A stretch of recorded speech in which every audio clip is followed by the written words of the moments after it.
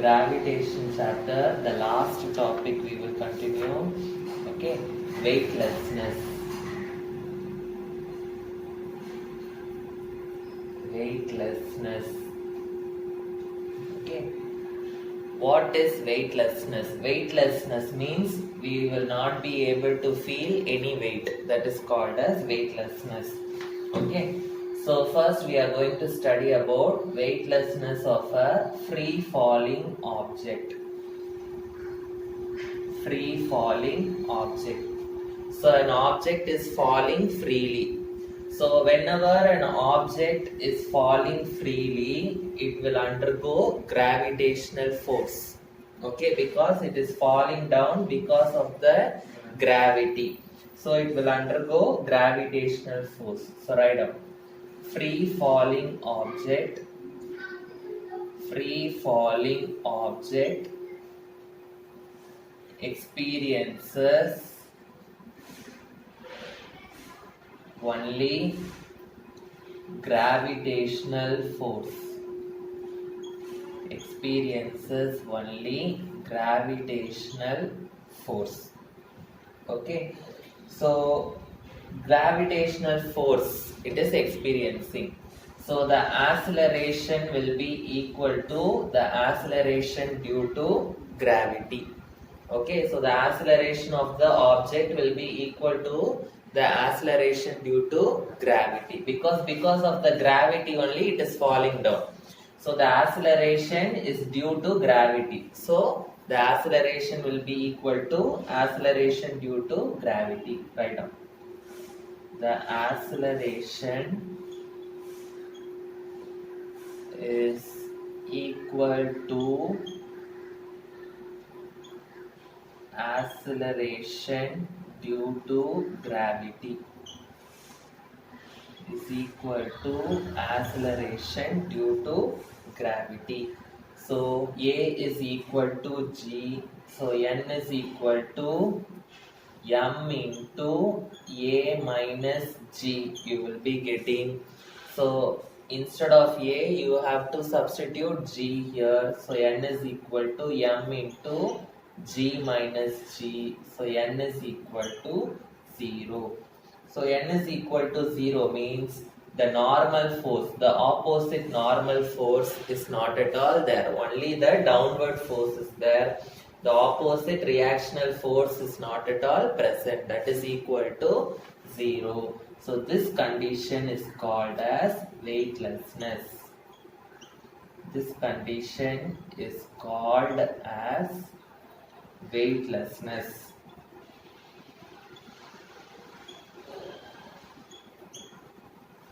Okay, so now we will study the weightlessness in the satellites. Weightlessness in the satellite. Weightlessness in the satellite or space stations. Okay, or space stations. Okay, now Earth will be there, the satellite will be floating.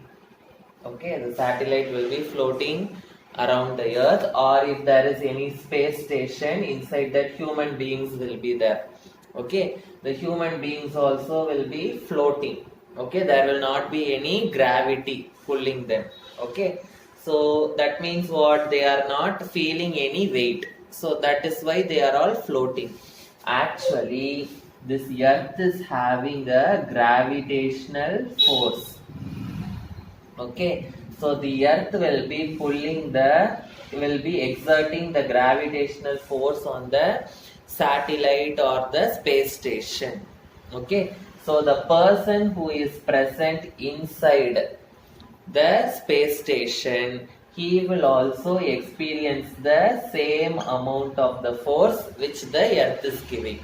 The space station also will experience Earth's force, and the person inside the space station also will experience the force. Okay, so both the space station and the person, they are experiencing the same force. So both are having the same acceleration due to gravity. so he will be feeling the weightlessness. Okay, so understood. Write down. So the Earth's satellite or the space station, it will experience a force. Okay, gravitational force. It will experience only gravitational force.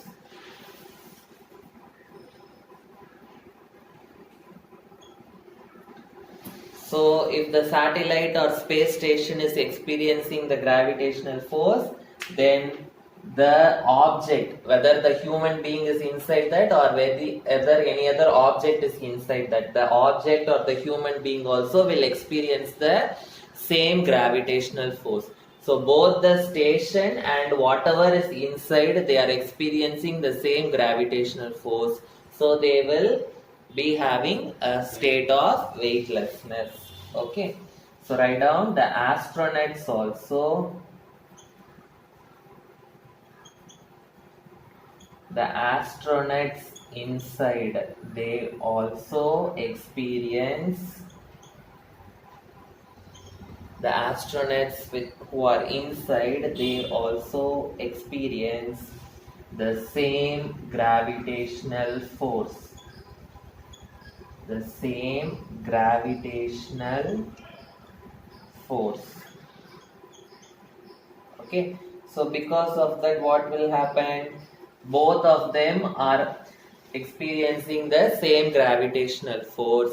They will not experience any normal force. Opposite side, they will not experience any normal force. Here also this object is not experiencing any normal force. So n is equal to 0. So here also A will be equal to G. So I will be getting n is equal to 0. Normal force I will not get. So he experiences weightlessness. He experiences weightlessness. Okay. We will start a new lesson in physics. Properties of matter. Properties of matter. So matter, it is divided into solids, liquids and gases. Okay, solids, liquids and gases. Okay, so these are the three types of matter. So we are going to study about the properties of matter. Okay, so in that we are first going to study about the mechanical properties of solids. Mechanical properties of solids. So first we are going to study about solids, then liquids separately, then gas separately. Okay, so this is like 3 lessons. Okay, proper solids is a separate lesson, liquid is like a separate lesson, gas is like a separate lesson. All these 3, they are coming under the topic properties of matter. In properties of solid, the first property which we are going to study is elasticity. Okay, they are solids. We know solid, it will not change the shape. But elasticity means immediately what will come to your mind? Rubber band will come to your mind. Yes or no? So rubber band, it is a solid, but it will change the shape. Okay, because it is elastic in nature. So what is that elastic property we are going to study? Okay, now a rubber band is present. Okay, so in this rubber band, what will be present? Atoms will be present and molecules will be present. Particles will be present. Yes or no? So atoms or molecules, the particles will be present in the rubber band. So when I stretch the rubber band, what will happen? These atoms or molecules which are present nearby, they will move little far away. Okay, understood? So when I stretch a rubber band, so the rubber band or any elastic body, it will be made up of atoms or molecules. When I stretch, when I apply a force, what will happen? All the atoms or molecules will be pulled apart. Okay, they will be moving apart. So write down, when a deforming force, deforming force means a stretching force, like that. Okay, deforming force means stretching force. Deforming means it will destroy the formation. Okay, it is a stretching force. When a deforming force is applied on a body, its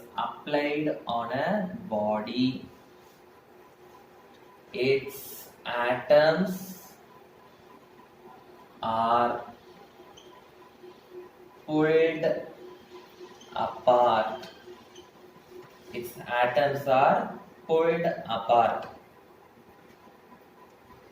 So when I apply the force, what will happen? All the atoms will be pulled apart. When I release the force, what will happen? The rubber band will come to its original position. So when the force is applied, the atoms will be pulled apart. When the force is removed, all the atoms or the molecules, they will come back to their equilibrium position. When the force is removed, the atoms or molecules, they come back to their equilibrium positions. They will come back to their equilibrium positions. Okay. So this property is called as elasticity. This property is called elasticity. So what is elasticity? When I pull the object, the atoms will move apart. When I stop the force, when I remove the force, the atoms will come back to the original position. That is called as elasticity. So the next property which I am going to study is plasticity. Plasticity. Elasticity means what? I will apply the force, okay, and if I remove the force, the atoms will come back to the original position. Plasticity means when I apply the force, they will move apart, but if I remove the force, they will not come back to the original position. If they are not coming back to the original position, it is called as plasticity. Okay, so plasticity means the body does not regain its original position or original shape. Its original shape does not regain its original shape and size after removal of the deforming force. After removal of the deforming force. So after removing the force also, the object will not regain its original position, which is called as the plasticity. Okay, so the next one is stress or strain. So first we will study what is stress and then what is strain. Write down, stress is equal to, stress, the symbol is sigma, stress is equal to force by area, that is F by A. Okay, force by area. Suppose one object is there, rubber is there. Okay, now if I apply stress on both these sides, okay, So if I apply more stress, what will happen? More force is given. Okay. So stress is directly proportional to force. So if I give more force, more stress is happening. What is happening to the area? The area is bigger. Then if I give the force, the area will become smaller. So area is inversely proportional. So if the force is more, stress will be more, and if the stress is more, the area will become small. Okay, so stress is equal to force by area, or F by A. Okay, so what is the definition? Force per unit area is called as stress. Force per unit area is called as stress. Okay, so what will be the unit of the stress? Force unit is Newton, area unit is meter square. So the unit of stress will be Newton meter power minus 2. Newton meter power minus 2, or it is also called Pascal. The unit of stress is Pascal. Dimensional formula. The dimensional formula for stress is L power minus 1 T power minus 2. So this is the dimensional formula for stress. Sorry, T power plus 2. This is the dimensional formula for stress. Okay. So this stress, it is of different types. Okay, so the first type we will study in the stress.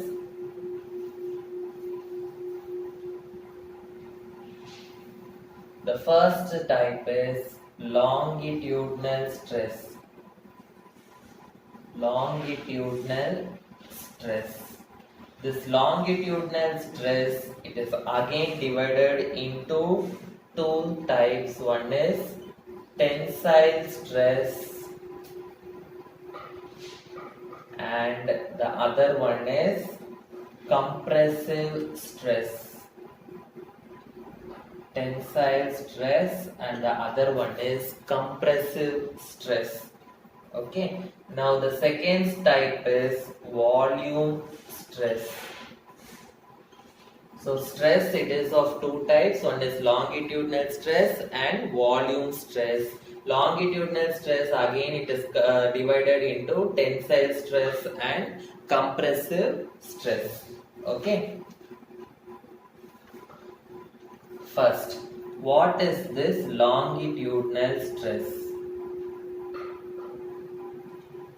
Longitudinal stress. The stress which is applied along the longitude. Suppose if I take an object like this. One object I am taking like this. Okay. Here in this object I can give two types of stress. Either I can press the object like this. Yes or no? I can press the object like this. Or what I can do, I can elongate the object like this. So this side I am not giving any stress. Okay, I am giving it in the longitudinal position. Longitudinal position means what? North-south pole position. Okay, so either I can press it in the longitudinal side, or I can release, or I can expand it in the longitudinal side. Okay, so this type of stress which I am applying in the longitudinal position, that is called as longitudinal stress. Either I can apply or I can expand. So this stress is called as longitudinal stress. Okay. So I am taking this body. For this body area, I am considering area of cross section. Area of cross section. So now this is the area. Yes or no? Now if I press, what will happen? This area will increase. Or if I expand, what will happen? The area will decrease. If I press, the area will increase. If I release, the area will decrease. So area of cross section, I am taking it as delta A. Okay, delta A. Okay, and the force, there are two types of forces. This side one force I am applying, this side another force I am applying. So this force I am keeping it as F1, this force I am keeping it as F2. The stress which is produced by this force I am keeping it as sigma 1. The stress which is applied by this force I am keeping it as sigma 2. So force I am keeping it as, many forces are there. So the total force will be Fn. F1 plus F2 plus F3, it will be Fn. Okay. So if the total force is F1, the total stress also will be sigma n. So the total stress, longitudinal stress sigma n is equal to force by area. Force is Fn, area is delta A. So this is the formula for longitudinal stress. Longitudinal stress. Okay. Now this longitudinal stress, it is divided into two types. What are the two types? One is tensile stress and one is compressive stress. So first I will say what is tensile stress. Tensile stress. This tensile stress also, it is coming under longitudinal stress only. Okay. So tensile stress means it is expanding in the longitudinal direction. Tensile means what? It is longitudinal only. So longitudinal side, if I expand this, then it is called as a tensile stress. Okay. So tensile stress means stretching equally in the longitudinal position.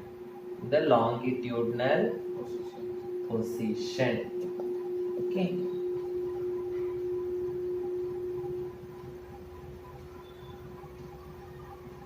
So like this. So F1, F2, I will be stretching. Okay. So then what will be compressive stress? Compressive stress means I am going to compress. So tensile means expanding. So compressive stress means it is pressing in the longitudinal position. Okay, compressing the object in the longitudinal position. Okay, so compression along the longitudinal position. Compression along the longitudinal position, it is called as compressive stress. Understood? Clear? Next one. So we have completed longitudinal stress, tensile stress, compressive stress. The next one is volume stress. Volume stress. So what is volume stress? Volume will be changing when you give the stress. Okay, so volume stress means what? Volume of the substance will be changing when a stress is applied. That is called as volume stress. So volume stress, it is expressed as sigma V. It is equal to force by area. Force by area only, it is the F by E. Okay, so force by area.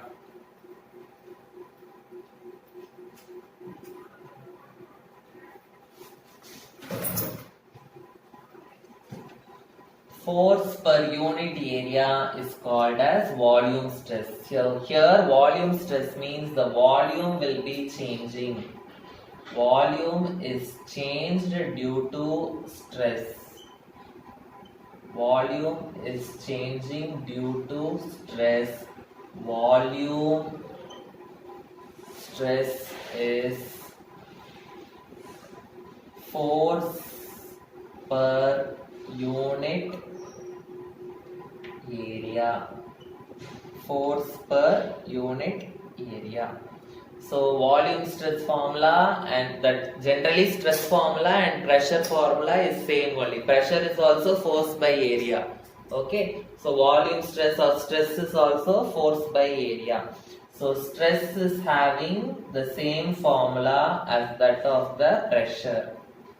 It is same as that of the pressure. It is same as that of the pressure. So understood what is stress, volume stress, longitudinal stress, tensile stress, and what is elasticity and what is plasticity. So these are all the important properties. Okay. So in the next class we will be studying about strain. Okay, stress we completed. In the next class we will be studying about strain.